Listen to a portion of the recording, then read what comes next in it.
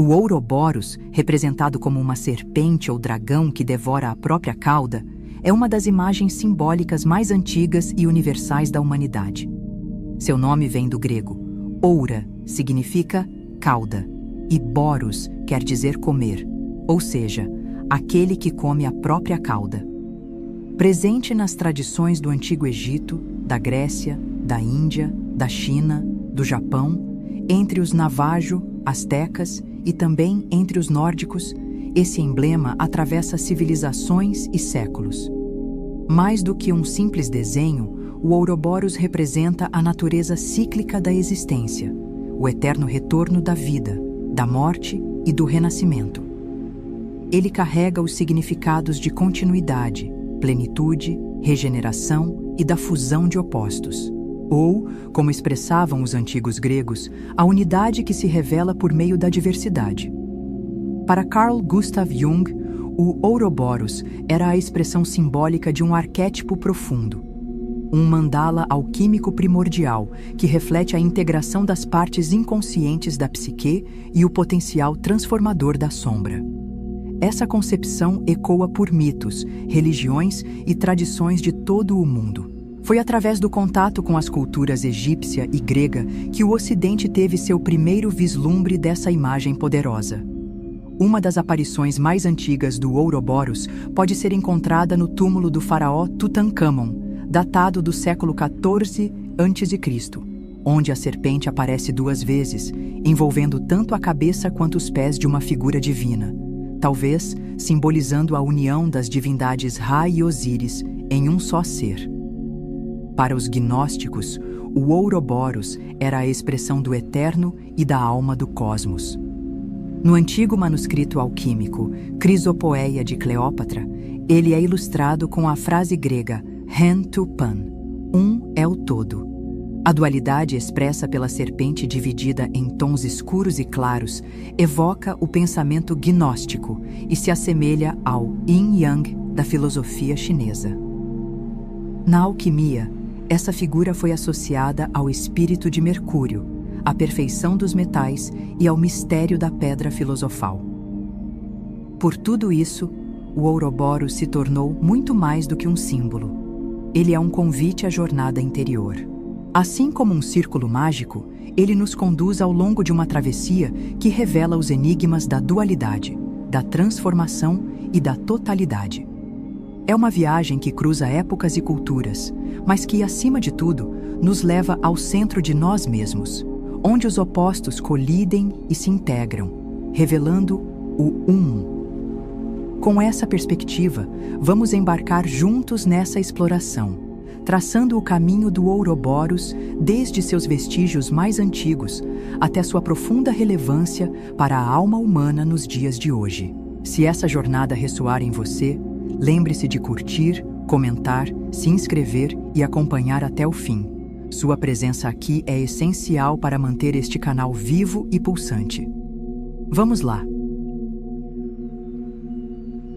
Em sua obra Aion, Jung explora os recessos mais profundos da mente humana, examinando como certos símbolos, especialmente os circulares e aqueles que envolvem o número 4, emergem tanto de forma espontânea quanto por meio do esforço consciente de introspecção.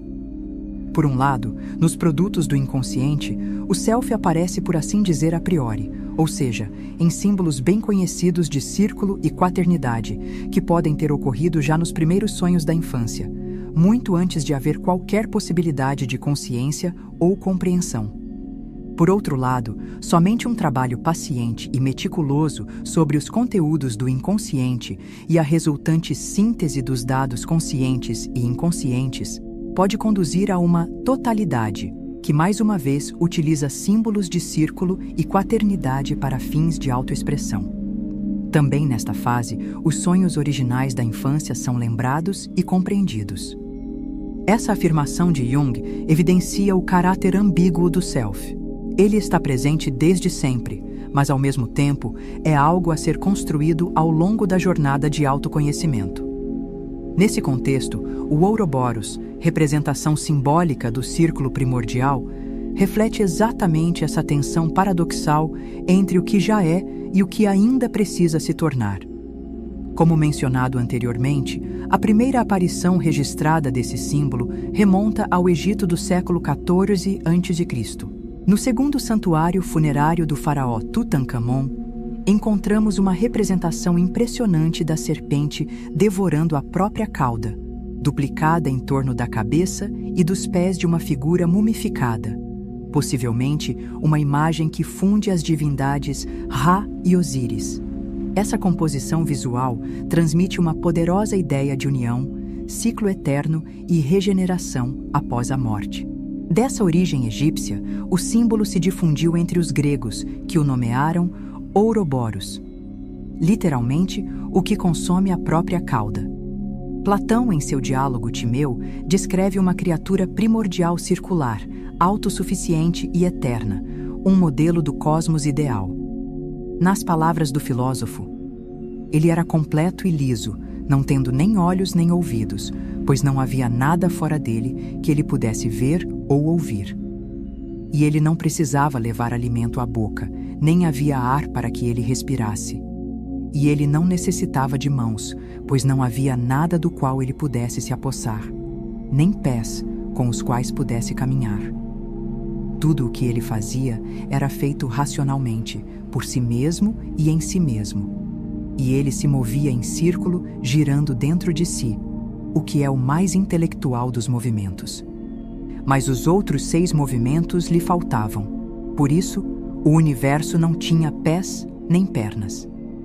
O ser descrito por Platão representa uma totalidade que não carece de sentidos ou órgãos físicos, já que não há nada fora de si a ser percebido ou manipulado. Ele é completo por si mesmo, fechado em um ciclo de perfeição.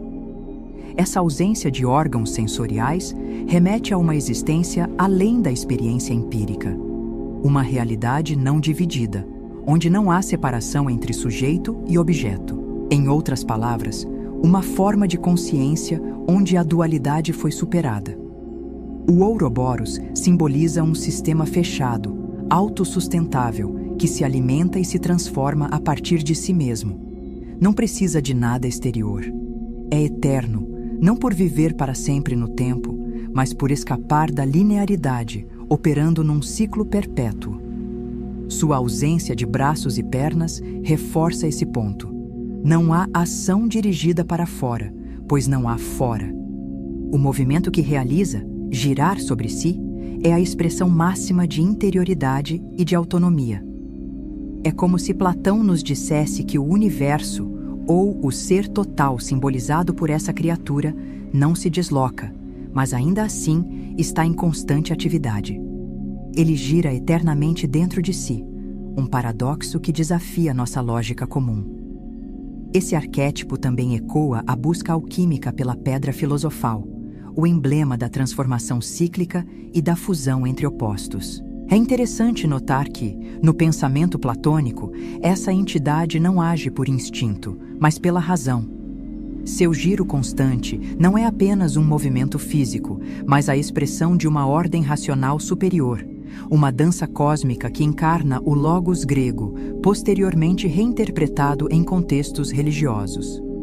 A forma circular, símbolo da completude e da reconciliação entre extremos, encapsula não só o tempo cíclico das estações e da natureza, mas também os ciclos interiores da alma humana.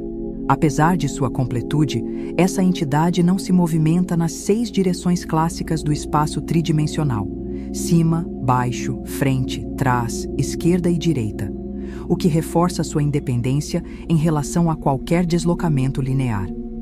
Por isso mesmo, a ausência de pernas ou pés se torna coerente.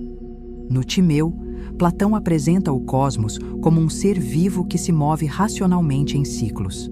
O Ouroboros, que muitas vezes representa esse universo, atua em um plano além do físico, situado numa esfera superior, onde as limitações espaciais deixam de ter relevância. Essa serpente ancestral, por sua vez, expressa a totalidade e a perfeição do universo, encarnando os contrastes essenciais da existência.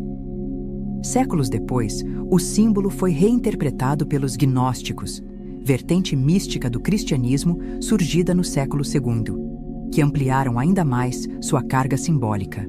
No tratado gnóstico Pistis Sophia, o Ouroboros aparece como um dragão dividido em 12 partes, envolvendo o mundo com a cauda presa à boca, numa clara referência aos 12 signos do zodíaco e ao fluxo contínuo do tempo.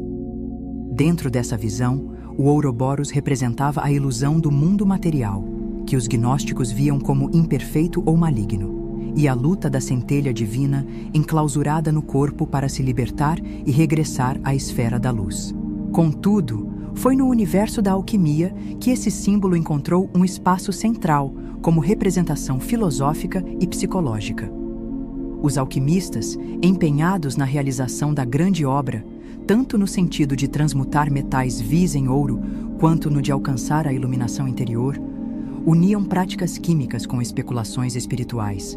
Dentro desse arcabouço simbólico, o Ouroboros ocupava papel de destaque, pois ilustrava o caráter cíclico da existência, a interdependência entre contrários e o contínuo processo de dissolução e recomposição que fundamentava a arte alquímica.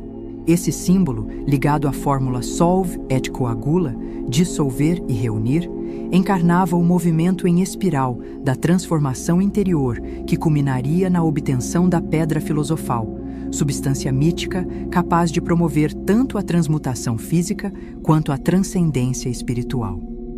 Essa pedra, tida como a síntese da união entre matéria e espírito, fazia do Ouroboros uma imagem perfeita da totalidade desejada pelos alquimistas. Uma das ilustrações mais antigas e influentes do Ouroboros aparece na obra Crisopoeia de Cleópatra, atribuída a uma alquimista do século I, não a célebre rainha egípcia. Neste diagrama esotérico, a serpente se apresenta dividida em 2 cores, claro e escuro, cercando a frase grega entopan, o todo é um. As cores contrastantes representam a dualidade essencial da realidade, luz e sombra, vida e morte, feminino e masculino, ao passo que a inscrição reforça a unidade que transcende essas polaridades. Para os alquimistas da Idade Média, o Ouroboros era mais que um símbolo gráfico. Ele resumia toda a lógica circular da alquimia, expressando a fusão entre opostos, matéria e espírito, céu e terra, macro e microcosmo. Era a representação da prima matéria, a substância primordial da qual tudo emerge, e, ao mesmo tempo, uma alegoria da busca interior do alquimista rumo à unificação psíquica e espiritual. Carl Gustav Jung, em seus estudos sobre alquimia e psicologia profunda, desenvolveu ainda mais esse entendimento simbólico. Para ele, o Ouroboros expressava impulsos psíquicos elementares e recorrentes, sendo um arquétipo do inconsciente coletivo, imagem universal que brota das camadas mais profundas da psique humana. Em suas palavras, os alquimistas, que à sua maneira sabiam mais sobre a natureza do processo de individuação do que nós, modernos, expressaram esse paradoxo por meio do símbolo do Ouroboros. Ele simboliza o uno, que procede do choque dos opostos e, portanto, constitui o segredo da prima matéria, que, sem dúvida, emana do inconsciente humano. Dessa forma, ao acompanharmos a trajetória milenar do Ouroboros, percebemos que esse símbolo, apesar de sua simplicidade visual, carrega uma densidade filosófica imensa. Ele sempre serviu como um reflexo simbólico das percepções humanas sobre a realidade e sobre a própria identidade. É uma imagem arquetípica que nos conecta às origens mais remotas da consciência e, simultaneamente, aponta para nosso desenvolvimento interior. Conforme o Pistis Sophia indica, confrontar o Ouroboros é iniciar uma jornada arquetípica e transformadora em direção à essência do ser. Um mergulho profundo no interior da alma, do qual emergimos renovados.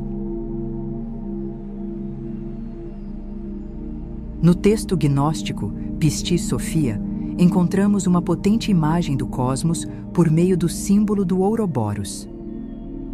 Jesus, porém, respondeu e disse a Maria: A escuridão exterior é um grande dragão cuja cauda está em sua boca e está fora de todo o mundo e cerca todo o mundo. Essa descrição configura o Ouroboros como a fronteira final do universo material, um limite serpentino que abraça e circunscreve toda a criação. Ele marca a divisão entre o mundo físico e o domínio imaterial do espírito, servindo como linha de passagem para o além do perceptível. A metáfora da serpente que se devora é uma representação poderosa da natureza cíclica do cosmos, evocando uma totalidade autossuficiente, com ressonâncias platônicas. Ela é, ao mesmo tempo, símbolo da prisão e da libertação que a matéria impõe, a dualidade entre contenção e transcendência. O alquimista grego Olimpiodoro, ativo entre os séculos V e VI d.C., aprofunda essa visão celeste do Ouroboros, como mencionado por Jung em Mysterium Coniunctionis. Olimpiodoro o menciona como o anjo mais secreto, como o Ouroboros ou céu, razão pela qual mais tarde tornou-se um sinônimo de Mercúrio. Ao equiparar o Ouroboros ao céu e ao deus Mercúrio, figura mutável e mediadora, Olimpiodoro destaca seu papel espiritual. A serpente passa a ser um elo entre os mundos, conectando o plano terreno e o etéreo. Mercúrio, como guia alquímico, representa a fluidez da transformação, e o Ouroboros assume aqui uma função alquímica profunda: a transição entre dimensões e estados do ser. Em outro ponto, citado por Jung em Mysterium Coniunctionis, o Rosarium descreve como o Ouroboros é formado por meio de uma alquimia interior. O trecho anterior diz que o corpo residual, chamado terra, seja reduzido a cinzas, das quais a tintura é extraída por meio da água. Então, una-a à sua cabeça e cauda. Esse processo simboliza uma purificação da matéria bruta, sua redução a um estado essencial e posterior, recomposição em uma nova unidade. A união entre a cabeça e a cauda alude ao fechamento de um ciclo, a integração completa dos opostos e a consumação da grande obra. Aqui, o Ouroboros se torna mais do que metáfora. Ele é a essência secreta da alquimia, a substância arcana, a chave para a mutação universal, a tão buscada pedra filosofal. Mais adiante, em Pistis Sophia, surge outro fragmento intrigante, ampliando a dimensão cósmica da narrativa. E a semelhança de uma criança estava na parte de trás da lua e guiava os dragões enquanto eles roubavam a luz dos arcontes deles, enquanto um rosto de gato estava à frente dela. E todo o mundo e as montanhas e os mares fugiram para a esquerda, para o oeste. E Jesus, com seus discípulos, permaneceu no meio, em um lugar aéreo, nos caminhos da via do meio, que está abaixo da esfera. E eles chegaram ao primeiro posto da via do meio. Mas Jesus permaneceu no ar do lugar dela, a via do meio, com seus discípulos.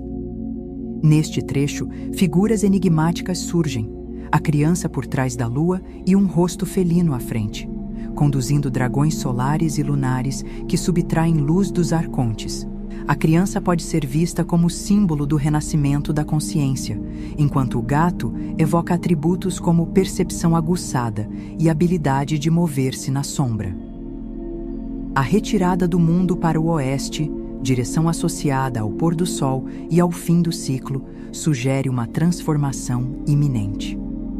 Enquanto isso, Jesus e seus discípulos permanecem no espaço intermediário, suspensos entre os planos, uma zona de passagem onde ocorre a reconciliação dos contrários. A via do meio torna-se, assim, o caminho da gnose, da elevação espiritual e da integração. Este simbolismo ecoa o papel central do Ouroboros, o ponto de equilíbrio onde opostos se encontram e se transmutam. Com esses elementos reunidos, emerge uma imagem vívida do Ouroboros como princípio cósmico e espiritual por excelência. Ele delimita o universo e, ao mesmo tempo, pulsa como sua força criadora interna, um arquétipo de regeneração eterna, de morte que gera vida, de fusão e transcendência. Essa serpente que se devora é também espelho da psique humana. Como expressam os textos gnósticos, o movimento do cosmos é refletido na alma. Há, em cada ser, um drama interno de esquecimento e lembrança, de queda e ascensão, de morte simbólica e renascimento interior. O Ouroboros, portanto, não é apenas símbolo do universo, ele é também símbolo da alma em processo de individuação. Ele aponta para o fato de que a mente é o recipiente alquímico onde essa obra de transformação acontece. Ele é tanto o macro quanto o microcosmo, estrutura e essência do cosmos, mas também expressão da jornada interior. O Ouroboros nos convida a perceber que a chave para decifrar o mistério do mundo está dentro de nós mesmos, que alcançar a totalidade exige a aceitação e a integração de todas as nossas partes, luz e sombra, razão e instinto, espírito e carne. O Ouroboros é mais do que um simples símbolo ou relíquia histórica. Ele representa um arquétipo, uma imagem originária que emerge do inconsciente coletivo da humanidade. Em Psicologia e Alquimia, Jung esclarece como os símbolos da alquimia espelham os processos de transformação da psique. O espírito, ou espírito e alma, é o ternários, ou número 3, que deve primeiro ser separado de seu corpo e, após a purificação deste último, reinfundido nele. Evidentemente, o corpo é o quarto. Assim, Conrad se refere a uma passagem do pseudo-Aristóteles, onde o círculo reaparece a partir de um triângulo inserido em um quadrado. Essa figura circular, juntamente com o Ouroboros, o dragão que devora a si mesmo pela cauda, é o mandala básico da alquimia. Neste trecho, Jung aponta a estrutura simbólica que sustenta o Ouroboros.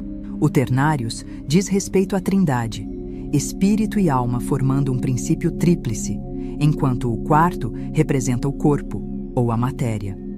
Heinrich Conrad, alquimista do século XVI, interpreta escritos atribuídos ao pseudo-Aristóteles, mostrando como o círculo, totalidade, é resultado da união entre triângulo, espírito e quadrado, matéria. Esse encadeamento geométrico, do triângulo ao quadrado e, por fim, ao círculo, espelha o processo de individuação, o caminho da integração interior rumo à totalidade psíquica, assim como a busca alquímica pela pedra filosofal. Como já enfatizado por Jung, o Ouroboros é descrito como o mandala básico da alquimia, ou seja, um símbolo estruturante da transformação interior. O termo mandala, que em sânscrito significa círculo, refere-se a diagramas sagrados que Jung interpretou como expressões visuais da totalidade psíquica. O Ouroboros, portanto, transforma-se em um mapa simbólico do caminho rumo à integridade interior, uma jornada que pertence a todos nós. Em Mysterium Coniunctionis, Jung analisa a substância alquímica do sal e sua relação com o Ouroboros. A natureza escura do sal justifica sua negritude e cheiro fétido. Na dissolução dos corpos vivos, ele é o último resíduo da corrupção, mas é o agente primordial na geração. Mylius identifica expressamente o sal com o dragão Ouroboros. Essa interpretação paradoxal revela que os alquimistas viam no Ouroboros a encarnação da dualidade fundamental da existência. A destruição e a criação coexistem em uma mesma figura. O sal, aparentemente um subproduto da morte, também guarda em si a promessa da regeneração. O cheiro fétido simboliza a degradação, mas seu papel como agente primordial na geração destaca seu poder renovador. Michael Mylius, alquimista do século XVII, associa diretamente o sal ao Ouroboros, reconhecendo ambos como expressões de um ciclo eterno de morte e renascimento. Jung ainda expande a simbologia do Ouroboros, conectando-o a outras figuras serpentinas arcaicas. Já mencionamos sua identificação com o mar de Tifon. Assim, pode-se facilmente identificá-lo com o monstro marinho Leviatã. De qualquer modo, há uma relação curiosa entre o sal e o Leviatã em Abraham Eleazar, que diz, com referência a Jó 40:15, pois Behemote é um boi selvagem que o Altíssimo salgou com Leviatã e preservou para o mundo que há de vir, evidentemente como alimento para os habitantes do paraíso, ou seja lá o que o mundo que há de vir signifique. Aqui, Jung traça paralelos entre o Ouroboros e os monstros marinhos das mitologias judaica e egípcia. O mar de Tifon alude ao caos, representado por Sete, divindade destrutiva egípcia. Leviatã, por sua vez, aparece nas escrituras hebraicas como um monstro aquático primordial, enquanto Behemote seria sua contraparte terrestre. A citação de Abraham Eleazar, nome provavelmente pseudônimo de um autor alquímico, sugere que essas forças caóticas serão transmutadas e integradas no mundo vindouro, como alimento simbólico para uma nova humanidade. Esse padrão mostra como o arquétipo da serpente ressurge em diversas culturas e sistemas simbólicos. A dualidade inerente à serpente, símbolo do Ouroboros, é ainda mais enfatizada quando Jung escreve: outro aspecto terrível do sal é sua relação com o maléfico Saturno, como é sugerido por Gracius naquele trecho sobre a pomba branca e o chumbo filosófico. Falando sobre a identidade entre o mar e o sal, Vigêneros aponta que os pitagóricos chamavam o mar de lágrima de Cronos, por causa de sua salinidade amarga. Por conta de sua relação com Tifon, o sal também é dotado de uma qualidade assassina, como vimos no capítulo sobre o enxofre, onde o sal inflige ao enxofre uma ferida incurável. Isso oferece um paralelo curioso com a ferida de Amfortas por Kundry, em Parsifal. Na parábola do enxofre, o sal desempenha o papel sinistro da lua nova de Luna. Como produto natural, o sal contém tanto o mal quanto o bem. Sendo o mar, é a mãe de todas as coisas. Sendo a lágrima de Cronos, é amargura e tristeza. Sendo a escória de Tifon, é a espuma do mar. E sendo a água clara, é a própria sapiência. As camadas simbólicas aqui são tão densas que quase provocam uma tensão interna. Comecemos pelo que salta aos olhos. O Saturno maléfico, citado, diz respeito ao Saturno da astrologia, planeta que carrega os atributos da limitação, da finitude e da passagem do tempo. No século XVI, o alquimista Johannes Gracels fez uma associação entre essa força e o sal. Da mesma forma, o chumbo filosófico é uma referência ao metal que, dentro da alquimia, corresponde a Saturno. A ideia pitagórica do oceano como sendo a lágrima de Cronos, conforme relatado por Porfírio em Vida de Pitágoras, estabelece uma ligação entre o tempo arcaico, Cronos, o Saturno grego, e as águas salgadas da emoção. O sal, então, adquire uma nova dimensão. Torna-se a materialização do sofrimento cósmico. Blaise de Vigenère, diplomata e alquimista francês do mesmo período, também abordou essa simbologia. Em seu Tratado sobre o Fogo e o Sal, Traité du Feu et du Sel, ele escreveu: agora sabemos que há homens, vítimas, fogo e sal. Isso pode ser reduzido a duas categorias: homens e vítimas, sal e fogo. A estrutura proposta por Vigenère, uma divisão entre elementos de transformação, sal e fogo, e os agentes que sofrem essa transformação, homens e vítimas, configura um quaternário alquímico. Trata-se de uma composição simbólica de 4 partes, refletindo um ciclo completo de mutação. Esse quaternário, inclusive, foi identificado por Jung como o arcabouço essencial para a integração psíquica, o caminho rumo à totalidade interior. Dessa forma, o Ouroboros ultrapassa o mero símbolo cíclico. Ele passa a representar um modelo integral de transmutação ao longo do tempo. Um percurso alquímico em que a tristeza primordial, as lágrimas de Cronos, se cristaliza em sal, se preserva e, ao fim, se eleva à condição de sabedoria, a sapiência. Jung também traz à tona uma imagem retirada da alquimia, uma narrativa onde o sal fere o enxofre de maneira incurável. Essa ferida remete diretamente ao drama de Amfortas, em Parsifal, de Wagner. Uma lesão aberta que jamais cicatriza, símbolo pungente da dor espiritual e psíquica. O sal, por seu lado lunar, ligado à impermanência e à introspecção, incorpora um elemento destrutivo. Na conclusão desse trecho, Jung exprime a natureza paradoxal do sal, que também se aplica ao próprio Ouroboros. Trata-se ao mesmo tempo da mãe de todas as coisas, Gênese, amargura e tristeza, dor, escória de Tífon, desordem, e a própria sapientia, iluminação. Sapientia, aqui, designa a sabedoria sagrada na sua forma feminina, aproximando o simbolismo do sal da mais elevada realização espiritual. Essa multiplicidade de sentidos ecoa novamente a estrutura quaternária, o quaternio, que Jung via como o modelo subjacente aos processos completos de transformação psicológica. Todos esses símbolos dialogam entre si, apontando para a reconciliação dos opostos, conceito que os gregos antigos chamavam de sympatheia ton olon, a harmonia secreta entre todas as coisas, ideia central tanto na alquimia quanto na psicologia junguiana.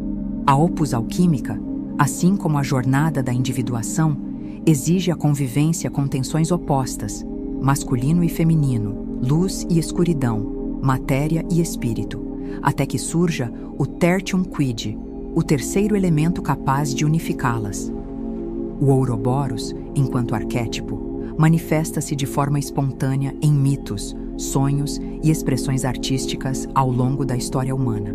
Ele simboliza o que Jung e os alquimistas chamavam de prima matéria, a substância primordial tanto do universo quanto da alma humana.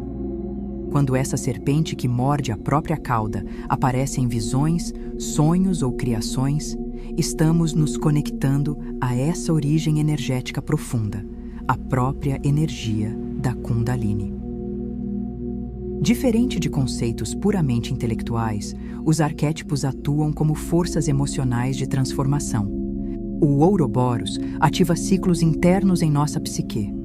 Ele nos força a encarar tanto nossas origens quanto nossos destinos, revelando o eterno retorno entre morte e renascimento, necessário ao crescimento psicológico.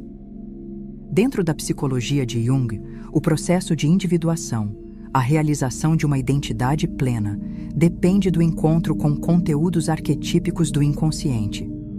O Ouroboros marca os extremos dessa jornada.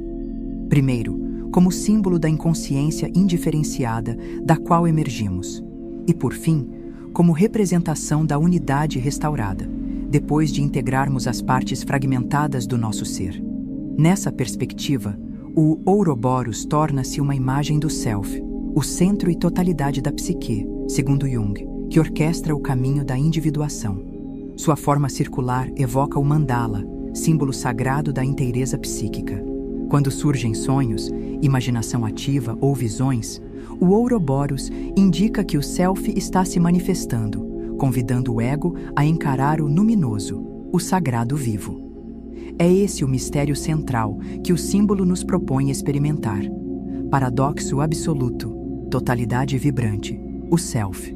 Esse encontro transcende categorias morais, lida com instinto, imagem arquetípica, matéria viva e espírito. Relacionar-se com o Ouroboros é aceitar o desafio da completude, aquilo que Nicolau de Cusa chamou de coincidentia oppositorum, a união dos contrários, essência da alma. A Syzygy, a confluência dos mistérios. Encarar o Self é uma travessia que inclui horrores que talvez nunca tenhamos ousado imaginar. É necessário coragem, resiliência e disposição para penetrar nas regiões desconhecidas do ser. O Ouroboros, como emblema do inconsciente, aponta tanto os abismos quanto os tesouros dessa jornada. Assim como o herói precisa encarar o dragão para alcançar o ouro, nós também devemos confrontar a sombra e resistir à sedução da inconsciência. Mas há sabedoria até mesmo em tocar essas águas sombrias, ou ao menos lançar o anzol nelas. Porque mergulhar por completo pode custar caro, até demais. O prêmio vale o risco? eu apostaria minha existência nisso. No símbolo do Ouroboros, reconectamo-nos com o solo arquetípico do qual toda a vida brota. Reivindicamos nossa ancestralidade cósmica, entrando no fluxo contínuo de morte e renovação. Descobrimos, como disse Jung, o que nasce do choque entre os opostos, o Self, que é simultaneamente o ponto central e a periferia vibrante do nosso ser. Por isso, ao nos aprofundarmos na simbologia do Ouroboros, precisamos lembrar que, em sua essência, ele representa o próprio Self, a centelha divina que habita em nosso interior. No fim das contas, é isso que ele nos convida a vivenciar, o mistério fundamental. Como diziam os alquimistas, Deo concedente, com a permissão de Deus, que possamos encontrar o que pulsa no âmago de todas as coisas, o Self, que é alfa e ômega da caminhada rumo à inteireza. Os antigos alquimistas, dotados de uma compreensão intuitiva e simbólica do processo de individuação, muitas vezes mais refinada do que a nossa abordagem moderna, representaram essa jornada paradoxal por meio do Ouroboros, o emblema da serpente que devora a própria cauda.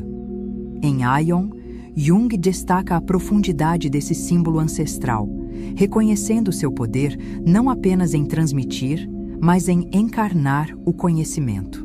O Ouroboros não apenas fala, ele mostra, ele não explica, mas revela.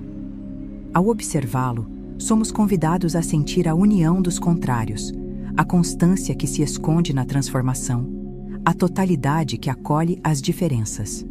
No entanto, alcançar essa harmonia exige atravessar conflitos intensos. Jung, ao comentar as representações simbólicas da alquimia, descreve as transformações presentes no casamento alquímico de Christian Rosenkreuz, onde o duplo Mercúrio se manifesta como dois leões, um terrestre e outro alado. Eles lutam ferozmente. O leão sem asas, associado ao enxofre vermelho, confronta a leoa alada, símbolo do enxofre branco.